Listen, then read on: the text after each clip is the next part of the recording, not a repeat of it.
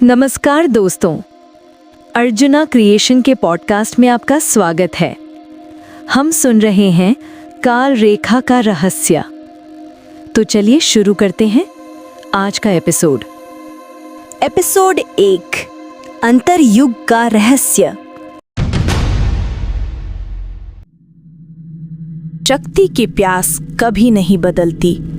त्रेता से द्वापर तक और द्वापर से कलयुग तक एक रहस्य ऐसा है जिसे देवता भी छुपा कर रखते आए हैं। एक ऐसी शक्ति जो यदि किसी असुर के हाथ लग जाए तो संपूर्ण ब्रह्मांड विनाश के अंधकार में समा जाए, और यदि वही शक्ति किसी योग्य वीर के हाथ आ जाए तो समस्त सृष्टि सुरक्षित हो सकती है। आज सहस्त्राब्दियों के बाद वो रहस्य जाग उठा है और उसे खोजने निकला है अभिमन्यु, अर्जुन का पुत्र, द्वापर का वीर जो रणभूमि में मरा नहीं बल्कि देवताओं द्वारा बचा लिया गया और अब समय के पार भेजा गया है, एक ऐसे कार्य के लिए जो केवल वही कर सकता था। उसके सामने था ऋषि महोदय का वन, जहां समय स्वयं रुक जाता है। अभिमन्यु ने गुफा के भीतर प्रवेश किया। दीवारों पर उकेरे गए चिन्ह उसे रामायण काल के प्रतीत हो रहे थे।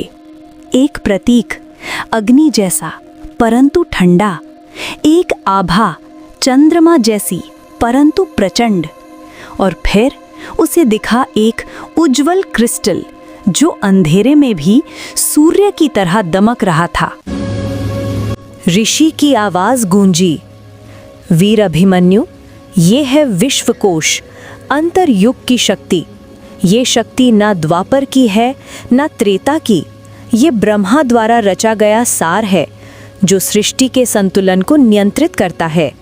परंतु चेतावनी सुनो, यदि ये शक्ति किसी असुर के हाथ लग गई, विशेषकर कालासुर जो सहस्त्राब्दियों से इसकी खोज में है, तो वो ब्रह्मांड के नियम बदल देगा और देवताओं की सत्ता भी समाप्त हो जाएगी। अचानक धरती कांप उठी। गुफा के द्वार पर खड़ा था कालासुर, टूटे हुए पर्वतों जैसा विशाल, काल रात्रि जैसा भयावह। उसकी आंखें क्रिस्टल पर टिकी थीं। अभिमन्यु, वो शक्ति मेरी होगी। उसके बाद न देव बचेंगे, न मनुष्य, न युग, न समय। अभिमन्यु ने धनुष उठाया। उसके अंदर द्वापर की शौर्य धारा उमड़ पड़ी। वो आगे बढ़ा और क्रिस्टल ने उसकी हथेली को छुआ, और उसी क्षण उसे दिखा असंख्य युगों का ज्ञान, समय की गति, सृष्टि और प्रलय का रहस्य। ऋषि की आवाज गूंजी, अब तू केवल अर्जुन का पुत्र नहीं, तू है अंतरयुग का रक्षक। गुफा प्रकाश से भर उठी। अभिमन्यु और कालासुर टकराए। समय थम गया और ब्रह्मांड अपनी अगली सांस रोककर युद्ध का परिणाम देखने लगा।